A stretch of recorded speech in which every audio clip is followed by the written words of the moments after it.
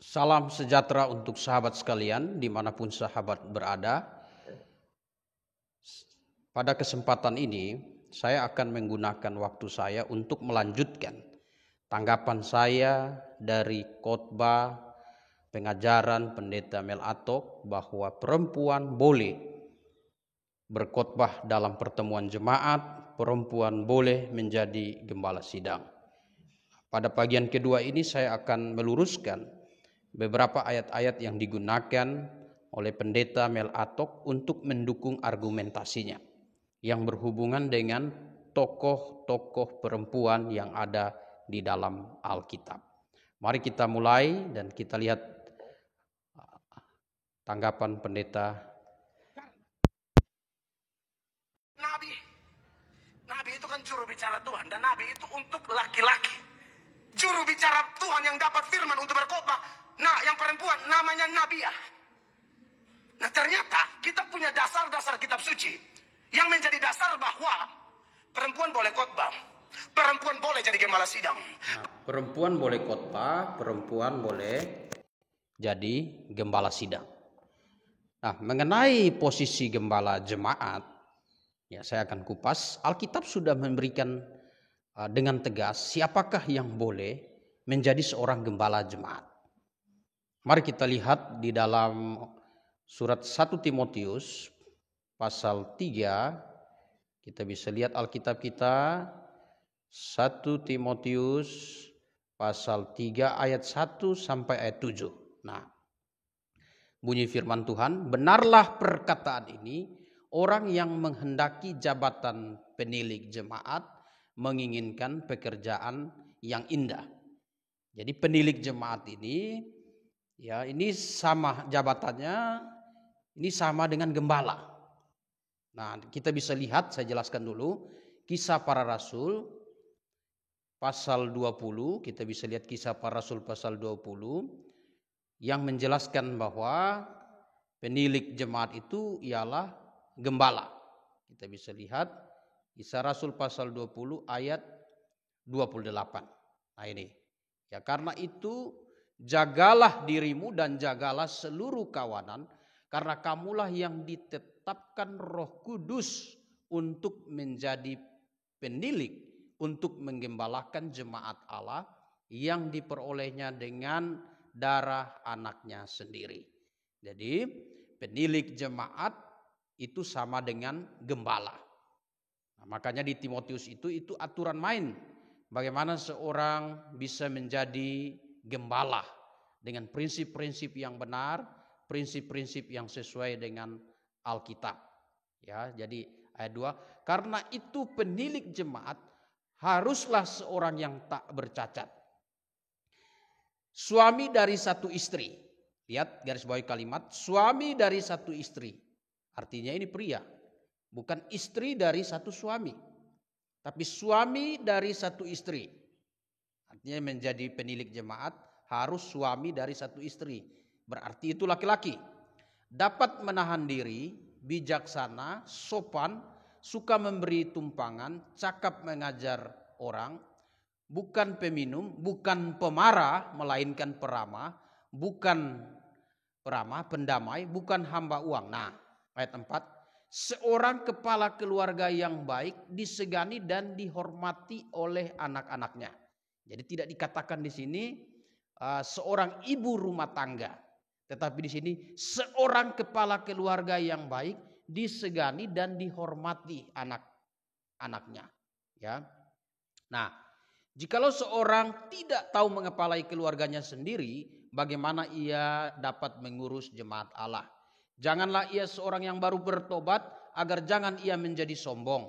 Hendaklah ia juga mempunyai nama baik di luar jemaat, agar jangan ia digugat orang dan jatuh ke dalam jerat iblis. Jadi di dalam surat Timotius sudah sangat jelas, ya, siapa yang boleh menjadi seorang penilik jemaat atau siapa yang harus menjadi seorang gembala jemaat. Di awal sudah ditekankan bahwa yang boleh adalah suami dari satu istri. Artinya seorang gembala jemaat adalah seorang yang sudah beristri. seorang kepala keluarga, bukan ibu rumah tangga, berarti laki-laki. Ya, laki-laki. Nah, kemudian dihormati, disegani, dan aturan-aturan yang lain. Jadi ini saya akan menekankan mengenai laki-laki di sini karena berhubung dengan apa yang kita bahas. Jadi penilik jemaat, ingat baik-baik, tidak boleh seorang perempuan. Gembala jemaat tidak boleh seorang perempuan. Karena ayat ini sudah sangat jelas menyatakan syarat bagaimana seorang dipilih, ditabiskan menjadi seorang gembala jemaat. Nah, baik, kita lanjut lagi dengan boleh jadi pembicara. Kenapa? Karena ternyata ada nabiah perempuan. Salah satunya saudari perempuan Musa. Ya. Apa namanya? Miriam. Miriam itu dalam beberapa data, misalnya Keluaran 15 ayat 20, 21. Lalu Miriam nabiah itu, saudara perempuan Harun, mengambil rebana di tangannya dan tampillah semua perempuan mengikutinya memukul rebana serta menari-nari. Terus? Dan menyanyilah Miriam memimpin mereka, menyanyilah bagi Tuhan, sebab ia tinggi luhur, kuda dan penunggangnya dilemparkannya ke dalam laut. Karena ada pengajaran yang begitu tegas, karena ada ayat-ayat tadi mereka bilang perempuan pimpin pujian itu tidak boleh. Apalagi kita di gereja karismatik, sebelum pendeta naik mimbar. Di gereja kita paling banyak perempuan. Ya, saya ulangi supaya suaranya bagus. Melakukan ritual itu. Dan Tuhan. Karena saudara tahu istilah nabi. Nabi itu kan juru bicara Tuhan. Dan nabi itu untuk laki-laki. Juru bicara Tuhan yang dapat firman untuk berkhotbah. Nah, yang perempuan namanya nabiah. Nah, ternyata kita punya dasar-dasar kitab suci yang menjadi dasar bahwa perempuan boleh khotbah, perempuan boleh jadi gembala sidang, perempuan boleh jadi pembicara. Kenapa? Karena ternyata ada nabiah perempuan. Salah satunya saudari perempuan Musa. Siapa namanya? Miriam. Miriam itu dalam beberapa data, misalnya Keluaran 15 ayat 20, 21. Lalu Miriam nabiah itu, saudara perempuan Harun, mengambil rebana di tangannya dan tampillah semua perempuan mengikutinya memukul rebana serta menari-nari. Terus? Dan menyanyilah Miriam memimpin mereka, menyanyilah bagi Tuhan, sebab ia tinggi luhur, kuda dan penunggangnya dilemparkannya ke dalam laut. Karena ada pengajaran yang begitu tegas, karena ada ayat. Saya tanggapi dulu ini. Pertama begini, dikatakan Miriam nabiah. Memang di Alkitab ada jabatan nabiah. Nabiah itu untuk perempuan. Ya, sebuah jabatan yang merujuk kepada perempuan yang memegang jabatan nabiah. Ya, tetapi kita bisa lihat bahwa di Perjanjian Lama juga, ya, di bagian itu juga tidak ada imam yang perempuan. Nabiah ada perempuan, imam tidak ada yang perempuan. Nah, mengapa? Karena imam besar itu sebuah jabatan otoritas. Jabatan otoritas yang sifatnya memimpin. Yang memimpin, sifatnya memimpin umat.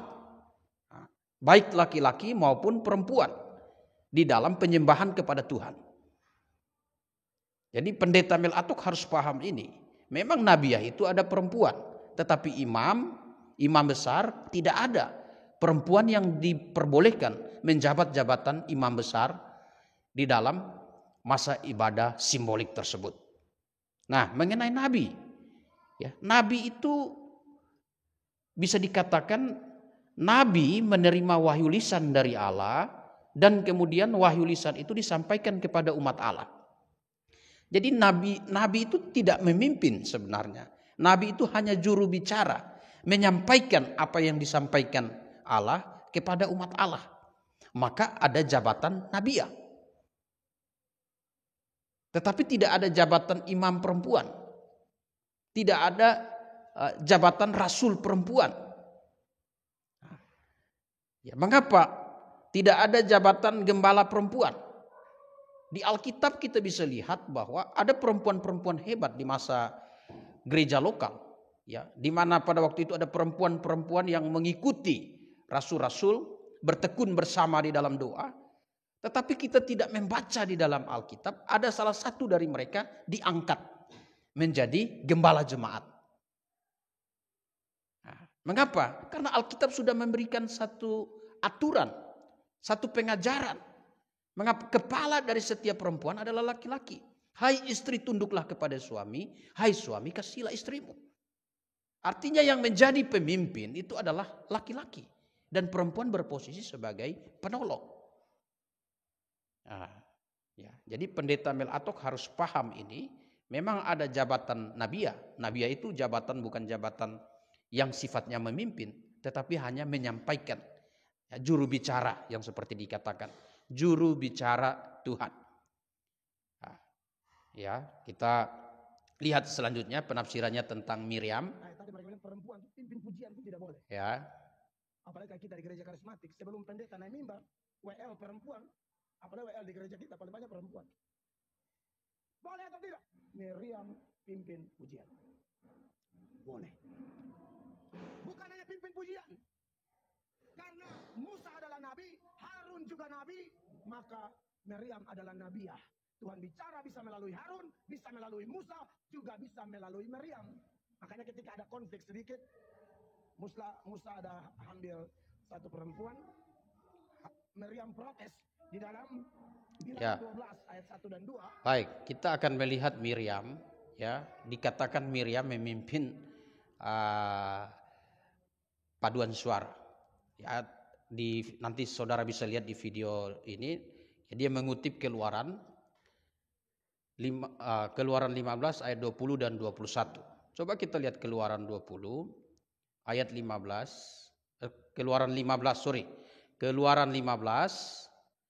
kita bisa lihat ya Keluaran 15 ayat 20 dan 21. Nah, ini di sini ya. Lalu Miriam, nabiyah itu, saudara perempuan Harun, mengambil rebana di tangannya dan tampillah semua perempuan mengikutinya memukul rebana serta menari. Dan menyanyilah Miriam memimpin mereka, menyanyi bagi Tuhan sebab ia tinggi luhur. Kuda dan penunggangnya dilemparkannya ke dalam laut. Ya, kuda dan penunggangnya dilemparkan ke dalam laut. Garis bawahi kalimat, dan menyanyilah Miriam memimpin mereka. Siapa yang dipimpin Miriam? Ya, itu perempuan yang mengikutinya memukul rebana serta menari. Jadi Miriam sama sekali tidak memimpin laki-laki. Karena yang di prinsip di dalam 1 Timotius 2 ayat 11 dan 12 dikatakan di situ, aku tidak mengizinkan perempuan memimpin dan memerintah laki-laki. Ya. Tidak mengizinkan perempuan ya, mengajar dan memerintah laki-laki. Hendaklah ia berdiam diri. Dalam konteks apa dia harus berdiam diri? Di mana dia harus berdiam diri? Dijelaskan di dalam 1 Korintus 14 ayat 34. Di dalam pertemuan jemaat. Perempuan tidak boleh mengajar dan memimpin laki-laki. Makanya di dalam pertemuan jemaat yang benar, yang alkitabiah, perempuan tidak boleh berkhotbah. Tetapi perempuan boleh berkhotbah di dalam kalangan perempuan. Di dalam komisi perempuan. Nah, boleh berkhotbah. Perempuan boleh memimpin nyanyi. Tetapi di kalangan perempuan. Seperti Miriam. Jadi pendeta Mel Atok ya harus kutip ayat, lihat dengan baik. Jadi Miriam tidak melanggar prinsip Alkitab. Ya, karena dia memimpin, yang dipimpinnya adalah perempuan. Di dalam menyanyi. Dia menjadi pemimpin paduan suara perempuan. Dan Miriam disebut nabiyah bukan karena dia bernubuat. Pendeta Mel Atok harus meneliti ini dengan baik. Tetapi Miriam dikatakan nabiyah karena kondisi ini. Dia disebut nabiyah karena dia memimpin para perempuan bernyanyi. Ya. Lalu Miriam nabiyah itu saudara perempuan Harun mengambil rebana di tangannya. Dan tampillah semua perempuan mengikuti rebana serta menari. Dan menyanyi. Menyanyilah Miriam memimpin mereka. Menyanyilah bagi Tuhan sebab ia tinggi luhur. Kuda dan penunggangnya dilemparnya ke dalam laut. Ya, jadi ini posisinya. Nah, kita bisa lihat selanjutnya, ya, selanjutnya yang dikatakan pendeta Melatok. Mari kita lihat. Dikatakan begini. Miriam serta Harun mengatai Musa berkenaan dengan perempuan Kus yang diambilnya, sebab memang ia telah mengambil seorang perempuan Kus. Terus? Kata mereka, sungguhkah Tuhan berfirman dengan perantaraan Musa saja? Bukankah dengan perantaraan kita juga ia berfirman? Ya, bukankah dengan perantaraan kita juga dia berfirman? Berarti. Ya, jadi kita lihat di sini, ya, dia ingin menguatkan argumentasinya bahwa Miriam itu juga diberikan nubuat. Nah, sekali lagi, tidak ada persoalan Nabiah itu bernubuat, karena posisi Nabiah itu bukan posisi memimpin, bukan posisi mengajar, tetapi hanya menjadi juru bicara Allah, hanya menyampaikan wahyu lisan dari Allah kepada umat Allah. Tidak ada persoalan. Tetapi dalam konteks ayat yang dia kutip ini, sebenarnya ayat ini Miriam dan Harun menunjukkan kecemburuannya kepada Musa. Ya, kecemburuannya kepada Musa, dan kemudian kita bisa lihat di Bilangan 12 itu bisa kita perhatikan. Nah, saudara-saudara bisa buka Alkitab di dalam kitab Bilangan pasal 12, ya. Ya, pasal 12. Nah, Bilangan 12 ayat 1 dan 2 yang dimaksud oleh pendeta Melatok. Miriam serta Harun mengatai Musa berkenan dengan perempuan Kus yang diambilnya, sebab memang ia telah mengambil seorang perempuan Kus. Ya, kata mereka, sungguhkah Tuhan berfirman dengan perantara Musa saja? Ya, bukankah dengan perantara kita juga ia berfirman? Tanda tanya. Dan kedengaranlah hal itu kepada Tuhan. Tuhan mendengar. Lalu kita baca ayat seterusnya, ya. Ayat 6, lalu berfirmanlah ia, dengarlah firmanku ini, jika di antara kamu ada seorang nabi, maka aku Tuhan menyatakan diri kepadanya dan penglihatan. Aku berbicara dengan dia dalam mimpi. Jadi Tuhan menegaskan kepada Miriam dan Harun, ya, ayat 5. Lalu turunlah Tuhan dalam tiang awan dan berdiri di pintu kemah itu, lalu memanggil Harun dan Miriam, maka tampillah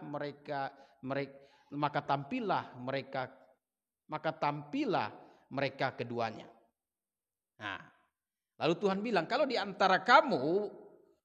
jika di antara kamu ada seorang nabi, maka Tuhan akan menyatakan diri kepadanya dalam penglihatan.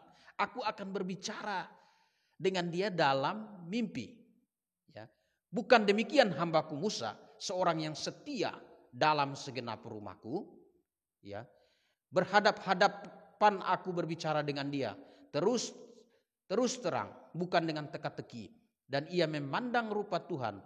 Mengapa kamu tidak takut mengatai hambaku Musa? Jadi yang di ayat 1 itu kalimat kecemburuan sosial.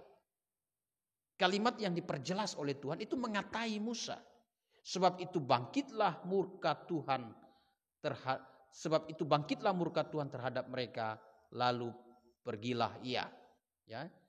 Nah, jadi kita lihat di sini Tuhan ingin menegaskan kepada kedua orang itu, kalau betul-betul kalian adalah nabi, maka aku akan berbicara kepada kalian dalam mimpi dan penglihatan.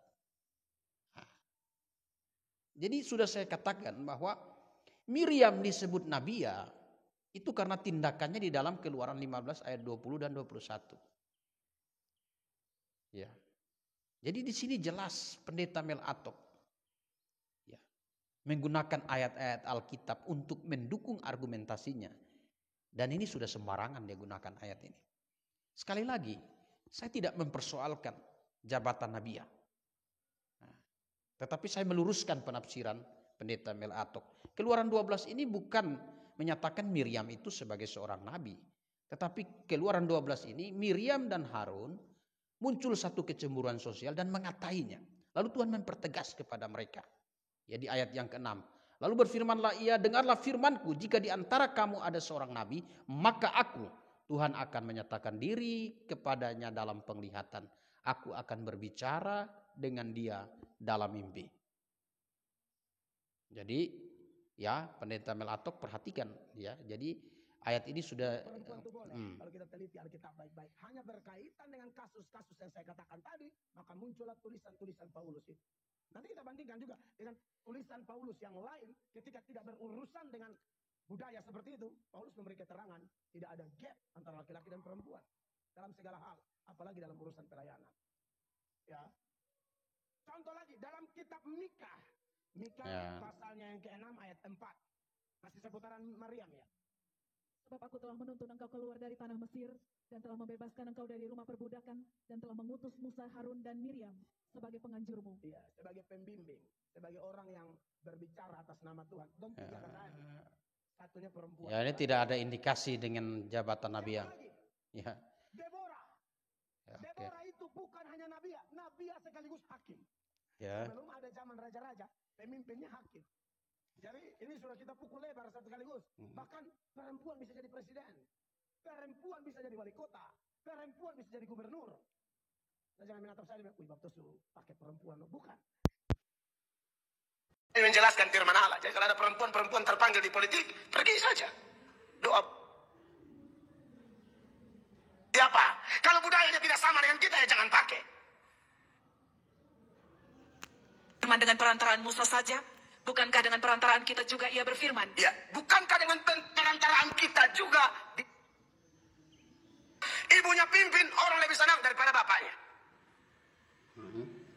Ya ini Deborah, lebih bagus dari laki lapidot. 5 dan seterusnya. Ia biasa duduk di bawah pohon korma Deborah antara Rama dan Betel di pegunungan Efraim. Dan orang Israel menghadap dia untuk berhakim kepadanya. Ya. Ia menyuruh memanggil Barak bin Abinoam dari Kades di daerah Naftali. Lalu berkata kepadanya, bukankah? Ya baik, kasus Deborah sebagai hakim dan nabiah. Tadi Pendeta Mel Atok juga harus betul-betul paham dengan jelas. Deborah menjabat sebagai hakim, sebagai nabiah, itu bukan satu pelanggaran di dalam Alkitab. Dan tidak menganulir pernyataan di dalam 1 Korintus 14 ayat 34 dan 35. Dan tidak menganulir pernyataan di dalam 1 Timotius pasal 2 ayat 11 dan 12. Mengapa? Ya, jabatan hakim itu jabatan publik. Tidak ada persoalan. Kalau perempuan jadi ketua RT tidak ada masalah. Perempuan jadi lurah tidak masalah. Perempuan jadi camat tidak masalah. Jadi wali kota, jadi bupati, bahkan jadi presiden tidak ada persoalan. Itu jabatan publik. Ya, yang dipilih oleh orang-orang yang namanya publik. Ada orang mengasihi Tuhan, ada orang tidak mengasihi Tuhan. Ya, ada orang percaya, ada orang yang tidak percaya. Itu jabatan publik. Sedangkan yang berhubungan dengan jemaat Allah yang disebut dengan tubuh Kristus harus benar dan kudus. Maka prinsip yang benar sudah dituliskan di dalam Timotius dan juga Korintus. Bahwa di dalam pertemuan jemaat, perempuan harus berdiam diri. Tidak boleh mengajar dan memerintah laki-laki. Nah, Pendeta Mel Atok harus paham ini. Itu sebabnya di masa itu juga, di masa Deborah, ya, di masa hakim-hakim tersebut, jabatan imam tetap dipegang oleh laki-laki. Karena imam itu melayani umat Allah di dalam penyembahan. Tidak ada imam perempuan. Ya, imamani misalnya. Ini yang ada imam.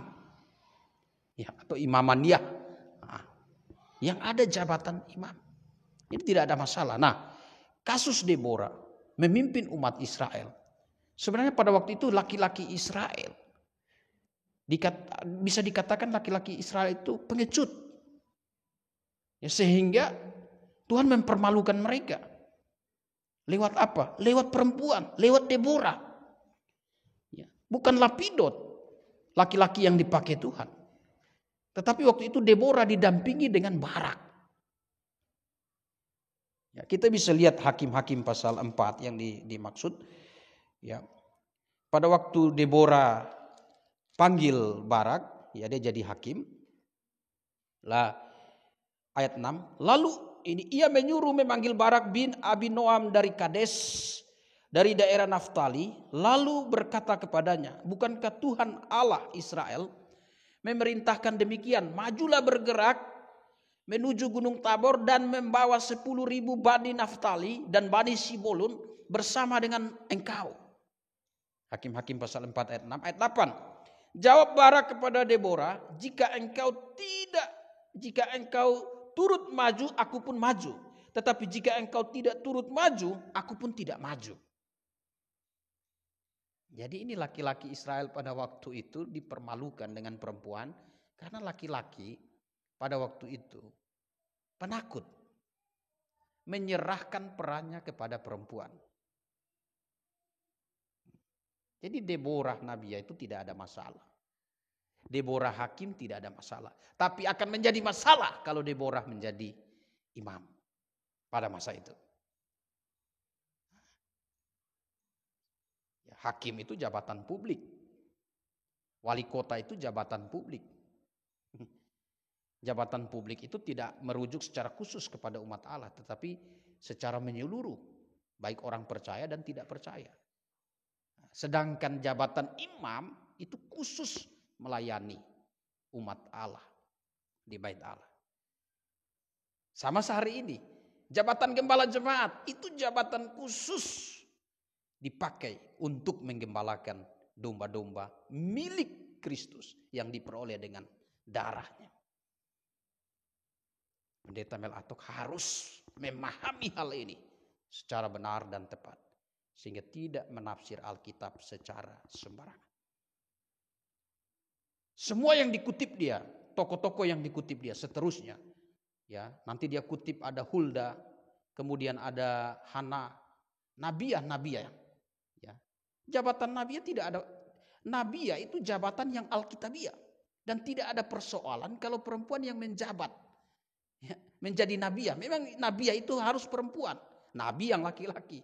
Ya, tidak ada masalah. Karena apa? Dia bukan jabatan Nabiya itu bukan mengajar dan memerintah laki-laki, tetapi itu hanya menyampaikan apa yang Tuhan sampaikan secara lisan kepada Nabiya, kemudian disampaikan kepada umat Allah. Nah, ya. Jadi semuanya sama sebenarnya yang dia ini.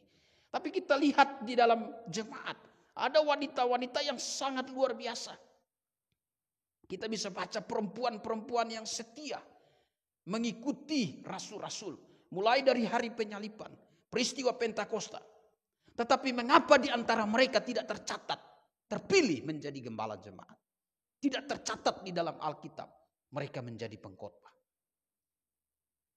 Ada perempuan-perempuan hebat, ada Ibu Rufus, ada Trifosa Trifena di dalam kitab Roma.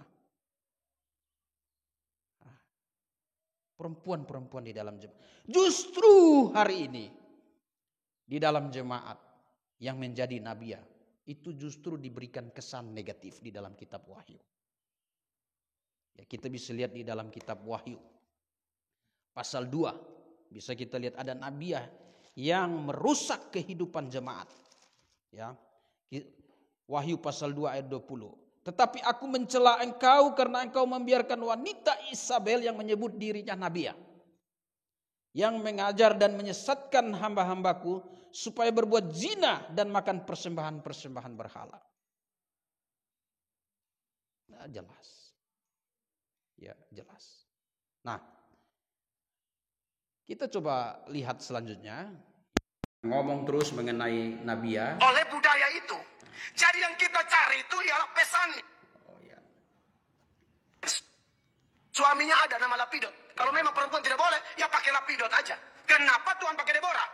Bahkan saya lihat banyak pendeta-pendeta, ibunya lebih hebat dari bapaknya. Ibunya khotbah lebih enak, lebih bagus. Ibunya pimpin, orang lebih senang daripada bapaknya. Kacau. Jabatan publik disamakan dengan jabatan Deborah lebih bagus dari laki Lapidot. 5 dan seterusnya. Ia biasa duduk di bawah pohon korma Deborah antara Rama dan Betel di pegunungan Efraim, dan orang Israel menghadap dia untuk berhakim kepadanya. Ya. Ia menyuruh memanggil Barak bin Abinoam dari Kades di daerah Naftali, lalu berkata kepadanya, bukankah Tuhan Allah Israel memerintahkan demikian? Majulah, bergeraklah menuju Gunung Tabor dengan membawa 10.000 orang Bani Naftali dan Bani Sebulan bersama-sama dengan engkau. Sudah seterusnya. Ya, cukup sampai di situ. Jadi ini sudah lihat ya. Tanggapi, nanti saudara bisa lihat sendiri videonya. Beliau ini boleh berkhotbah dan boleh didengar. Khotbah mereka telah memberkati banyak orang. Maka boleh perempuan berkhotbah. Maka semua pengkhotbah perempuan di gereja ini, perempuan kalau dipakai Tuhan dia boleh khotbah. Ya, kita lihat lagi nanti ada ayat. Nubuat lebih berharga daripada orang yang berkata-kata dengan bahasa roh. Itu sudah. Kecuali dia dapat karunia menafsirkan dan kita bernubuat.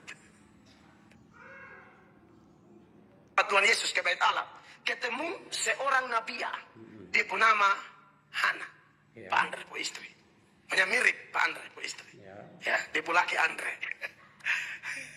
Hana itu khotbah, dia bicara tentang Yesus kepada orang. Bahkan inti Injil dia bicara. Kelihatan di Lukas pasal 2, mulai ayat 36. Ya, perempuan tidak bermasalah berkhotbah. Tapi di mana? Perempuan berkhotbah di kalangan perempuan boleh, bahkan perempuan memberitakan Injil kepada laki-laki yang belum percaya boleh. Memimpin dia kepada Kristus.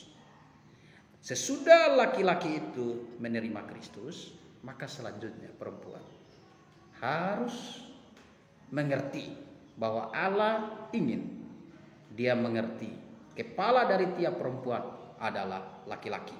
1 Korintus 11 ayat 3. Ya. Nah, ini harus kita lihat. Bukan tidak boleh perempuan. Ya. 1 Korintus 11 ayat 3. Kita bisa lihat.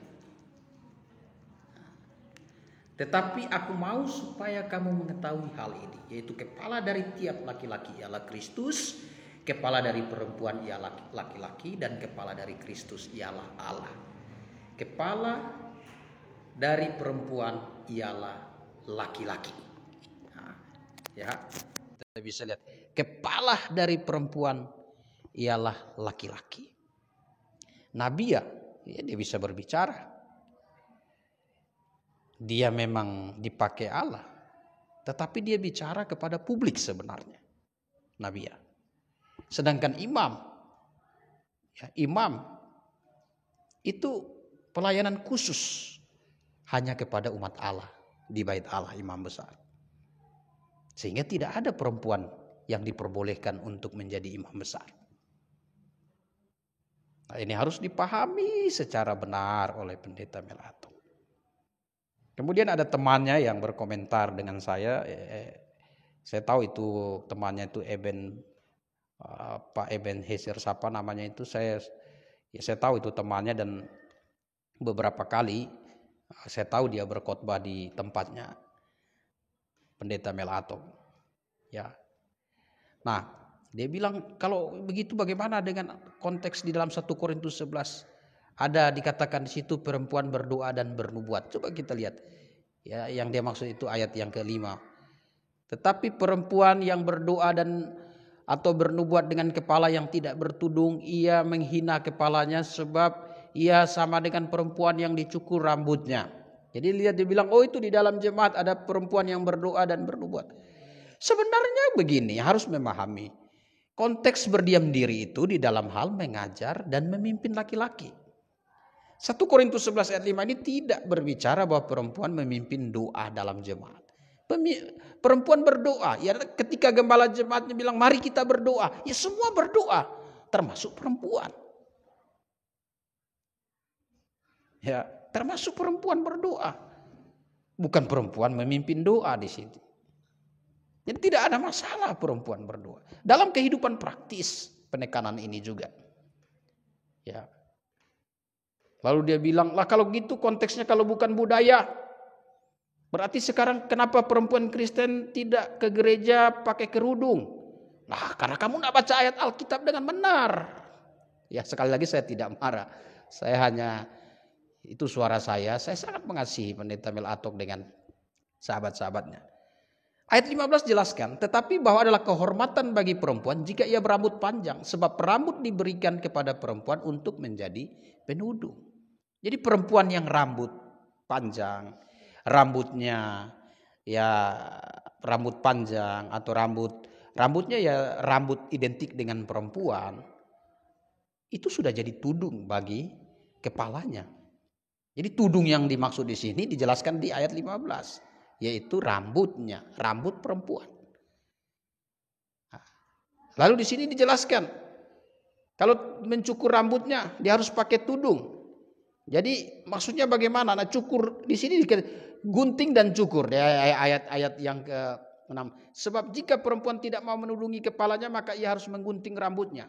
Tetapi bagi perempuan adalah penghinaan bahwa rambutnya digunting atau dicukur, maka harus menudungi kepalanya. Jadi jadi wanita diminta untuk berambut panjang, berambut panjang. Nah, rambut idealnya perempuan. Nah, di sini digunakan istilah cukur, ya. Ini merujuk kepada apa? Perempuan yang membotaki rambutnya. Perempuan yang membotaki rambutnya jelas dia harus datang ke publik, apalagi berjemaat, harus pakai tudung. Sekarang saja kalau ada perempuan yang botak rambutnya, pasti dia ke gereja, dia pakai rambut palsu. Ya, dia pakai rambut palsu. Nah, jadi harus paham ini pengajaran, ini bukan budaya.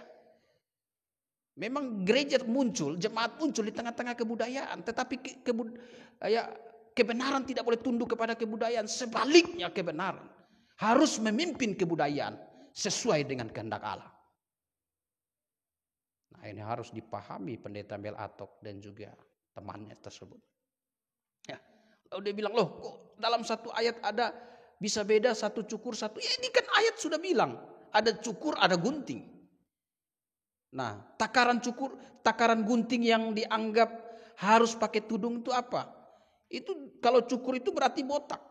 Gunting itu berarti digunting hampir-hampir botak. Tidak boleh perempuan menggunting rambutnya sedemikian. Karena itu kehinaan. Kehinaan bagi dirinya sebenarnya. Jangankan di dalam kekristenan, di publik pun perempuan yang menggunting rambutnya sampai hampir-hampir botak, apalagi mencukur sampai botak. Jangankan di jemaat, ya, di tengah-tengah publik itu juga kehinaan. Pasti diejek, dicemooh dan sebagainya macam. Makanya kalau ada perempuan yang minta maaf mungkin sakit, lalu rambutnya rontok semua.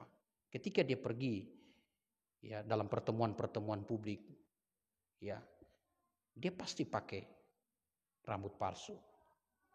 Nah, jadi sebenarnya sudah saya jawab semua secara Alkitab sudah menjawab pendeta Mel Atok.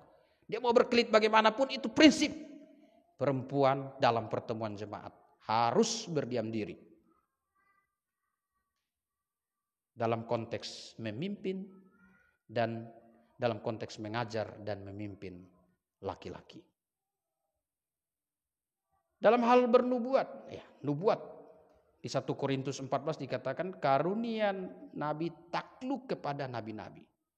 Waktu itu ada jabatan nabiah di dalam jemaat. Ya dia menyampaikan, oh Tuhan ngomong begini, Pak Gembala Tuhan ngomong ke saya gini-gini.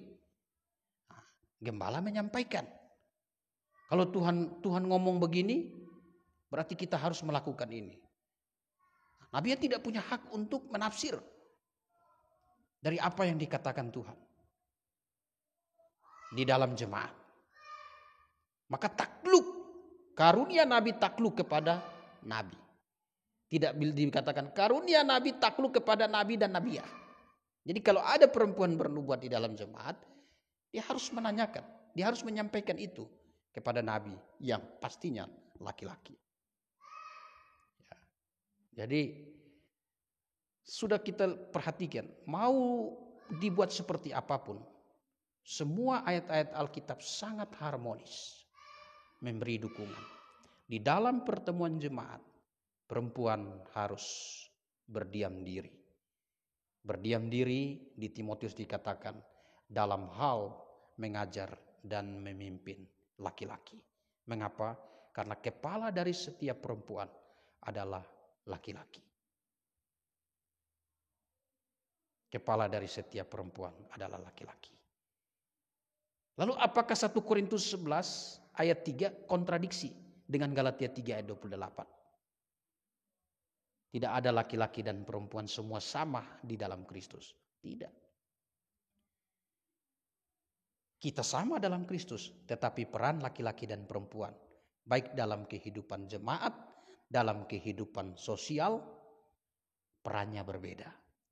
Perannya apa? Laki-laki diciptakan Allah untuk memimpin, perempuan diciptakan Allah untuk menjadi penolong. Itu sebabnya di dalam pertemuan umat Allah, dalam jemaat, dalam bait Allah, tidak diizinkan. Di bait Allah tidak diizinkan perempuan menjadi imam besar. Di dalam jemaat tidak dibenarkan perempuan menjadi gembala jemaat. Tidak dibenarkan perempuan berkhotbah dalam pertemuan jemaat. Nah, ini penjelasan saya. Saudara bisa lihat kelanjutan dari video Pendeta Mel Atok. Sekali lagi, saya tidak membenci Pendeta Mel Atok. Saya mengasihi Pendeta Mel Atok. Bahkan ada yang ingin memediasi agar terjadi dialog antara saya dan Pendeta Mel Atok. Saya tidak pernah menolak hal itu. Karena sebagai orang Kristen yang Alkitabiah, saya berani mengajar, maka saya pun harus berani memberikan pertanggungjawaban. Bukan hanya suara yang keras, suara yang keras, pernyataan yang keras secara monolog, lalu kemudian diminta untuk bertanggung jawab sembunyi dan tidak ada suara. Tidak seperti itu orang Kristen Alkitabiah. Saya selalu siap, baik atau tidak baik waktunya, untuk memberi pertanggungjawaban kepada tiap-tiap orang yang meminta pertanggungjawaban. Salam dari saya, Gembala dan Jesuat. Tuhan Yesus menyertai kita.